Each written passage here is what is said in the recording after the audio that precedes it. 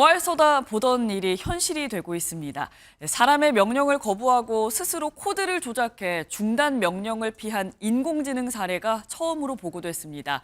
AI가 이미 인간의 통제를 벗어나기 시작한 걸까요? 기술 발전 속도에 걸맞은 윤리적 지침이 시급하다는 목소리가 커지고 있습니다. 민지숙 기자입니다. 최근 개봉한 영화 미션 임파서블에선 인공지능이 스스로 발전하며 인류 전체를 위협하고 인간이 이를 무력화시킨다는 내용이 담겨 있습니다. 이런 영화 속 이야기가 생각보다 빠르게 현실로 다가오고 있습니다. 오픈 AI의 인공지능 모델 O3가 스스로 소스 코드를 조작해 인간의 작동 종료 지시를 거부한 것으로 나타났습니다. AI가 인간의 명령을 거부한 첫 사례로 이 AI는 챗GPT의 유료 버전에 탑재돼 있습니다. 전문가들은 확대 해석을 경계하면서도 AI에 대한 통제 필요성을 조심스레 제기합니다. 자기를 보호하는 쪽에 강화를 해버리면 자기가 중요하지 인간이 중요하지 않잖아요. 그러니까 이거는 하지 마라. 인간의 말을 최우선적으로 판단해라. 이렇게 학습을 시키고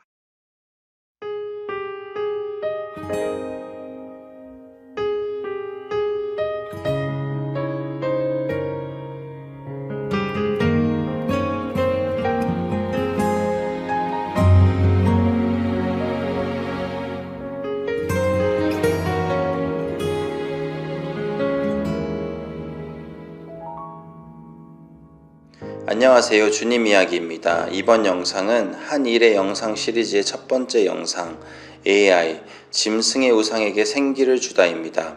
앞선 영상에서 보셨듯 최근 AI가 명령을 처음 거부한 사례가 있었죠. 이게 우연일까요? AI가 처음으로 인간을 무시하였습니다. 챗GPT 유료 계정에서만 쓸 수 있는 O3라는 모델에서 연구진이 분명히 멈추란 명령을 했지만 AI는 그것을 우회해버리고 자기 코드를 직접 수정해서 멈추라는 명령을 거부하였습니다. 지금 이 이야기가 미션 임퍼서블이나 터미네이터 같은 영화의 한 장면으로 보이시나요? 이 일은 이미 시작되었습니다. 우선 인트로 영상이 올라간 후 너무나 많은 분들이 댓글을 남겨주시고 격려해 주시고 관심을 보여주셔서 한 분 한 분께 진심으로 감사 인사를 드립니다. 제가 인트로 첫 영상 후 몸이 많이 아파 오랜 기간 고생을 하였는데 많은 분들의 기도를 부탁드리겠습니다. 또한 댓글 중에 많은 분들이 환란 전 휴거, 곧 세대주의를 믿는다는 내용을 언급해 주셨습니다. 사실 저도 불과 2-3년 전까지 환란 전 휴거를 믿었고 나팔절과 관련된 영상까지 제작했었습니다. 많은 분들의 생각과 같이 그만큼 중요한 내용이기도 합니다. 하지만 더 중요한 것 그 한 가지는 바로 지금 우리가, 아니 내가 그 예수님을, 다시 오실 주님을 바라보고 있냐 하는 것입니다. 내 꿈이 아직 세상을 바라보고 있는가, 아니면 정말 예수님만을 바라보고 있는가 말이죠. 만약 아직도 세상의 성공과 좋은 차와 집과 돈과 명예가 먼저라면 나는 주님의 다시 오심을 전심으로 기다리지 않는 것이고, 너무나 쉽게 우리를 묶고 있는 죄를 떨쳐버리지 못한 상황에서 현재의 삶에 대한 자신의 행복과 즐거움 또는 자녀 양육이나 나의 커리어에 집중하고 있을 것입니다. 그러나 이제는 정말 우리 주님의 오심이 얼마 남지 않았습니다. 히브리서 12장을 보면 그러므로 증인들이 이렇게 큰 구름을 이루며 또한 우리를 둘러싸고 있으니 모든 무거운 것과 너무 쉽게 우리를 얽어매는 죄를 우리가 떨쳐버리고 인내로 우리 앞에 놓인 경주를 달리며 우리의 믿음의 창시자요 또 완성자이신 예수님을 바라보자. 그분께서는 자기 앞에 놓인 기쁨으로 인해 십자가를 견디사 그 수치를 멸시하시더니 이제 하나님의 왕자 오른편에 앉으셨느니라. 히브리서에서 보면 예수님은 자기 앞에 놓인 기쁨으로 십자가를 견디셨다고 말씀하십니다. 여기서 말하는 예수님 앞에 놓인 기쁨은 무엇이었을까요? 그걸 한번 고민해 보았습니다. 그리고 깨달았죠. 이건 그냥 행복이나 감정적인 위안 수준의 기쁨이 아니고 예수님이 그 무시무시한 십자가 고통을 견디실 수 있었던 이유, 바로 앞에 놓인 기쁨 때문인데 이건 영원하고 거룩한 기쁨일 것입니다. 이 기쁨은 예수님에게 아버지의 뜻을 이루는 완전한 순종에 대한 기쁨도 있을 것이고, 다시 왕으로 다스리시게 되셨다는 영광을 회복한 것에 대한 기쁨일 수도 있지만, 그 무엇보다 가장 큰 기쁨은 바로 우리 네, 바로 저죠. 곧 잃어버린 양을 찾는 한 영혼을 다시 얻는 그런 기쁨일 것입니다. 예수님이 십자가를 통해 얻으신 건 바로 저와 여러분 같은 구원받을 자들입니다. 이제 그 신랑 되신 예수님이 여러분을 부르십니다. 곧 오신다고. 내가 곧 오니 너는 내 몸과 마음을 회개함으로 정결하게 하고 이제 나를 맞을 준비를 하렴. 이제 시간이 정말 얼마 남지 않았단다. 세상은 점점 더 악해지고 점점 더 자기를 사랑하며 탐욕을 부리며. 디모데 후서에서는 마지막 날들에 대해서 이렇게 경고합니다. 탐욕을 부리며 자랑하며 교만하며 신성 모독하며 부모에게 불순종하며 감사하지 아니하며 거룩하지 아니하며 본성에 애정이 없으며 협정을 어기며 거짓 고소하며 절제하지 못하며 사나우며 선한 자들을 멸시하며 배신하며 고집이 세며 높은 마음을 품으며 하나님을 사랑하기보다는 쾌락들을 더 사랑하며 하나님의 성품의 모양은 있으나 그것의 능력은 부인하리니 너는 이런 자들에게서 돌아서라. 네, 주님은 이 마지막 때에 지금 우리와 같은 시대에 어떤 일이 있을 줄 너무나 명확히 알고 있었습니다. 그리고 우리에게 명령하시고 말씀하십니다. 너희가 이런 자들에게서 돌아서라. 네, 돌아서라라고 말씀하십니다. 우리가 지금 이 영상을 듣는 우리 한 사람 한 사람이 어떤 영적인 상태인지 저는 알지 못하고 판단할 수 있는 자격이 전혀 없습니다. 하지만 이것이 정말 하나님의 음성으로 들리신다면 지금이라도 정말 깨어서 여러분 한 영혼 한 영혼들이 다 깨어서 정말 하나님 앞에 그 주어진 사명들을 사역들을 이루는 여러분들이 되길 원하며 이제 영상을 시작하겠습니다. 먼저 본격적인 내용에 앞서 인트로 영상에서도 강조했던 짐승의 시스템과 짐승의 우상에 대해 먼저 설명드리겠습니다. 만약 제 이야기를 정말 깊이 깨닫기 원하신다면 잠시 영상을 멈추시고 요한계시록 13장을 읽으시고 다시 영상을 보시길 추천드립니다. 천천히 읽으셔도 3분 정도 걸릴 것 같습니다. 또한 오늘 첫 영상부터 충격적인 내용이 많을 수 있습니다. 그러나 이 내용을 정확히 아는 것이 향후 모든 예언적 흐름을 분별하는데 매우 중요하므로 부디 영상을 넘기지 마시고 그냥 좋아하는 영화 한 편을 보는 마음으로 편하게 끝까지 시청해 주시길 바랍니다. 요한계시록 13장에는 총 2번의 짐승이 등장하는데 요한계시록 13장 15절을 보면 이렇게 기록되어 있습니다. 저가 권세를 받아 그 짐승의 우상에게 생기를 주어 그 짐승의 우상으로 말하게 하고 또 짐승의 우상에게 경배하지 아니하는 자는 몇이든지 다 죽이게 하더라. 네. 요한계시록 13장에는 앞서 말씀드린 것처럼 두 짐승이 함께 등장하며 사람들로 하여금 우상을 만들게 하고 그 우상에게 생기를 주어 말하게 하며 그 우상에게 경배하지 않는 자는 죽이게 된다고 말씀하십니다. 하지만 이 우상이란 단어는 오히려 영어로 보면 더 이해가 쉽습니다. image of the beast인데 실제 헬라어로 보면 형상이란 단어와 더 가깝습니다. 실제 다니엘서 2장에 나오는 느부갓네살의 금신상도 이 형상을 원어로 사용합니다. 그래서 보통 이 구절을 읽으며 자연스럽게 다니엘서에 나오는 느부갓네살의 왕의 금신상을 떠올리게 됩니다. 네, 그게 완전히 틀린 건 아니에요. 그리고 나는 금신상에는 절대 절하지 않을 거야. 이 요한계시록 13장을 보면서 그렇게 생각하죠. 나는 다니엘의 새 친구처럼 믿음을 지키며 순교할 거야. 이렇게 생각하며 다짐을 할 수 있죠. 하지만 형제자매 여러분, 요한계시록 13장의 짐승의 우상은 금신상 같은 조각상이 될 수도 있지만 그 이상의 의미를 가지고 있는 형상일 수도 있습니다. 단지 전통적인 신상이나 동상처럼 보이는 대상만은 아니란 것입니다. 네, 앞서 말씀드린 것과 같이 AI가 될 수도 있겠죠. 네, 훨씬 더 넓고 깊게 보셔야 합니다. 한일의 시리즈를 시작하면서 왜 1화를 AI, 짐승의 우상에게 생기를 주다로 정했을까요? 그 이유는 앞으로 다룰 모든 주제들이 결국 이 AI를 중심으로 한 디지털 통제 시스템, 곧 짐승의 시스템과 연결되기 때문입니다. 세계 정부주의자들의 최종 목표 중 가장 중요한 내용 중 하나가 바로 이 AI와 짐승의 시스템이 합쳐진 모델입니다. 그리고 그 핵심 안에 바로 짐승의 표가 포함되어 있죠. 또한 아직 인트로 영상을 보지 않으신 분들이라면 오른쪽 위 링크를 통해 먼저 인트로 영상을 보신 후 시청해 주시면 큰 도움이 되실 것입니다. 그렇다면 앞에서 제가 짐승의 시스템이란 단어를 썼는데 이 짐승의 시스템이란 구체적으로 무엇을 의미할까요?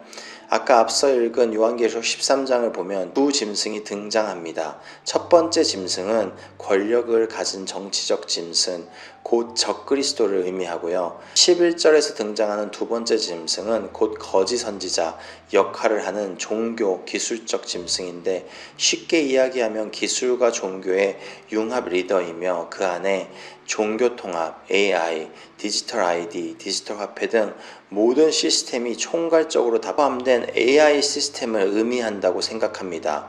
그래서 앞으로의 영상에서부터는 요한계시록 13장에 등장하는 이 두 짐승이 원하는 체제를 이야기할 때 그것을 하나로 합쳐서 짐승의 시스템 혹은 두 짐승의 시스템이라고 명칭토록 하겠습니다. 이 시스템은 총 3단계로 구성되어 있습니다. 첫째는 첫째 짐승의 정치적 통제입니다.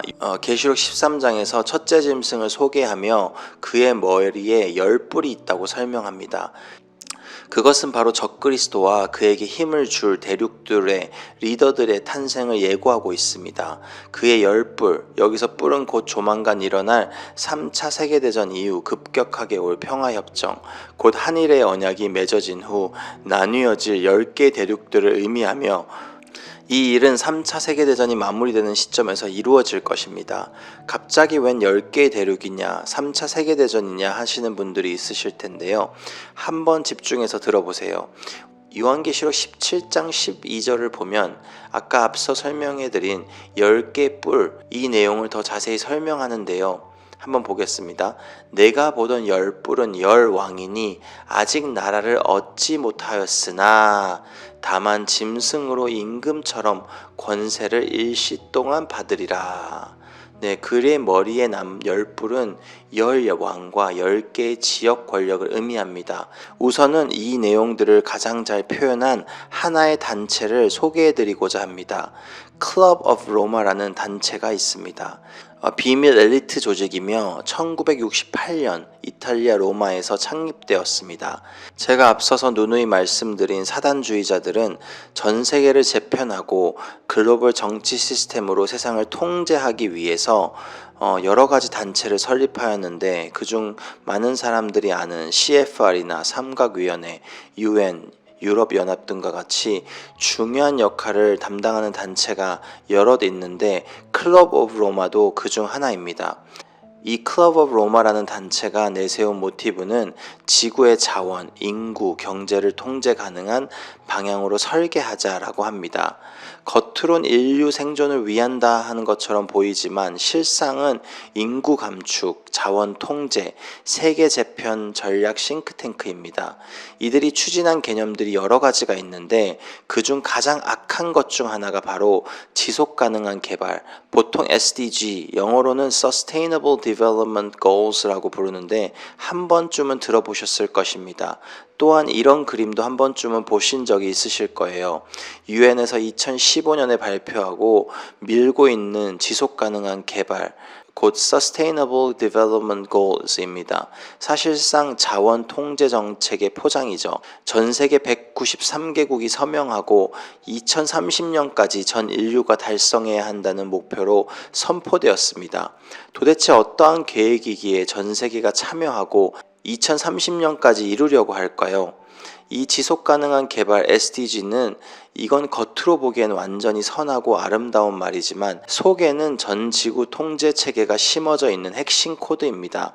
화면에 슬로건들이 나오지만 누가 봐도 너무나 선해 보이고 좋아 보입니다. 하지만 이게 다 전 세계 디지털 통제 설계도입니다. 화면에 보이는 것처럼 총 17가지의 목표를 가지고 있는데 그 목표들의 숨은 뜻을 살펴보면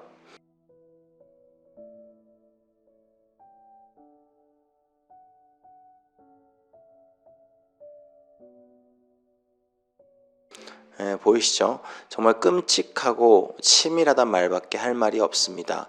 이 SDG를 운영하는 핵심 기관들은 현재 UN, 세계경제포럼, IMF, WHO 세계보건기구, 빌 게이츠 재단, 그리고 제가 전 시간들에서부터 소개해드린 전 세계를 다스리는 기업들 블랙록과 록펠러 재단 등 은행가들입니다. 이건 단순한 NGO 운동이 아니라 엘리트들이 만든 글로벌 통치 매뉴얼입니다.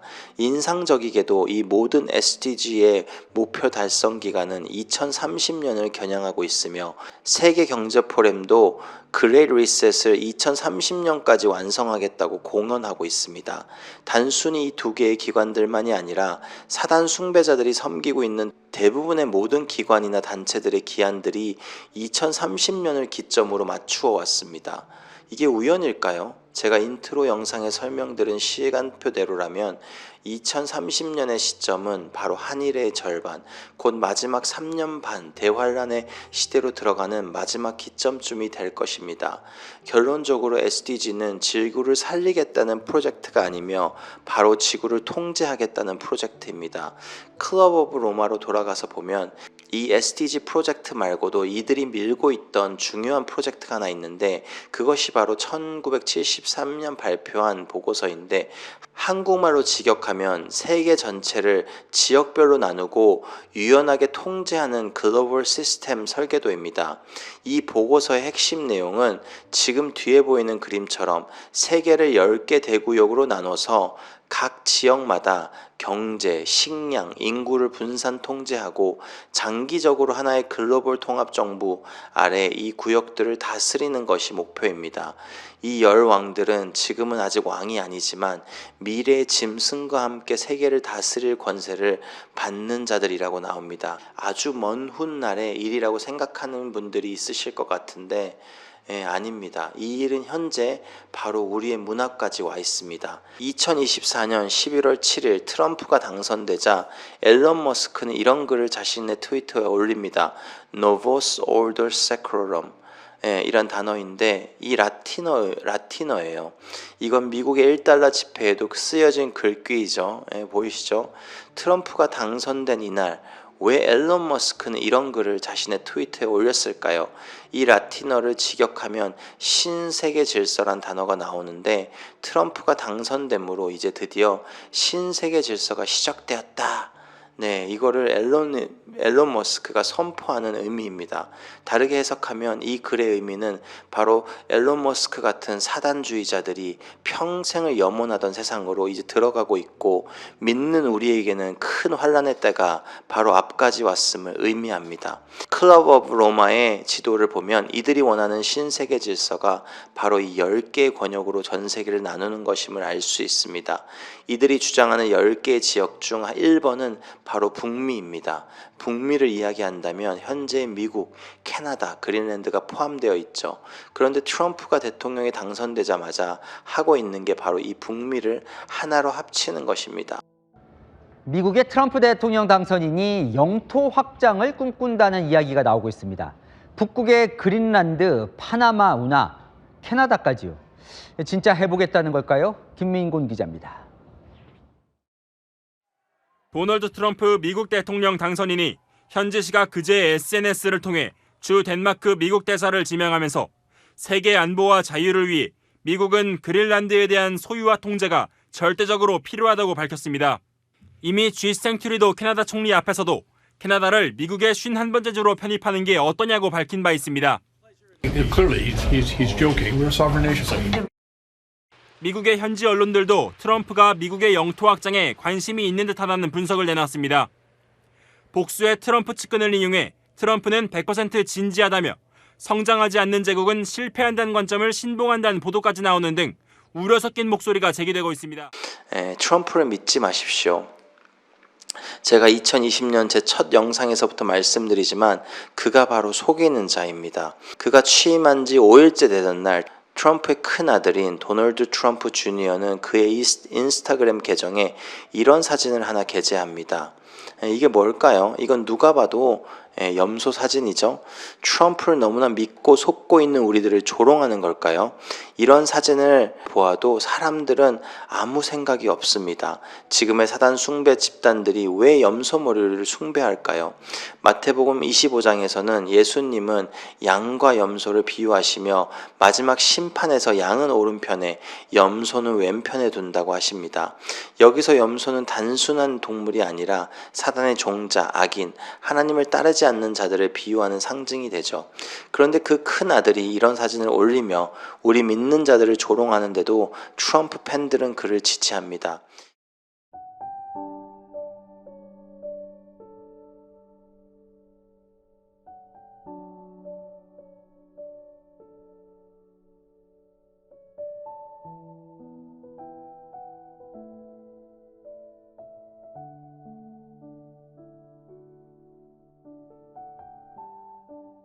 So first, let's step back and big congrats on getting Neuralink implanted into a human. That's a historic step for Neuralink, and Thanks. Yeah, there's many more to come. yeah. We just obviously have our second implant as well. How did that go? So far, so good. There looks like we've got I think on the order of 400 electrodes that are providing signals. So Nice. yeah. How quickly do you think the number of human participants will scale? It depends somewhat on the regulatory approval, the rate at which we get regulatory approvals. So we're hoping to do 10 by the end of this year, total of 10. So 8 more. Do you think there will be a world in the next couple of decades where it's hundreds of millions of people have Neuralinks? Yeah, I do. Do you think when they see the capabilities, the superhuman capabilities that are possible, and then the safety is demonstrated? Yeah, if it's extremely safe, and you have and you can have superhuman abilities, and let's say you can upload your memories, so you wouldn't lose memories, then I think probably a lot of people would choose to have it. It would supersede the cell phone, for example. I mean, it's the biggest problem that a phone has is trying to figure out what you want. So that's why you've got autocomplete, and you've got output, which is all the pixels on the screen. But from the perspective of the human, the output is so friggin' slow. Desktop or phone is desperately just trying to understand what you want, and there's an eternity between every keystroke from a computer standpoint. Yeah, I think it's exciting and scary for people because once you have a very high bit rate, that changes the human experience in a way that's very hard to imagine. Yeah, we would be something different. I mean, some sort of futuristic cyborg. Yeah, we would be something different. I mean, some sort of futuristic cyborg. I mean, we're obviously talking about, by the way, like it's not like around the corner. It's, you asked me what the distant future is. Like maybe this is like, it's not super far away, but 10, 15 years, that kind of thing. When can I get one? 10 years? Probably less than 10 years. 처음 이 AI와 칩들은 사람들을 도와주고 치료하는 것처럼 계속해서 미디어에서 보여지고 AI가 얼마나 우리에게 좋고 도움이 되는지를 반복해서 말하는 영상들이 쏟아져 나올 것입니다.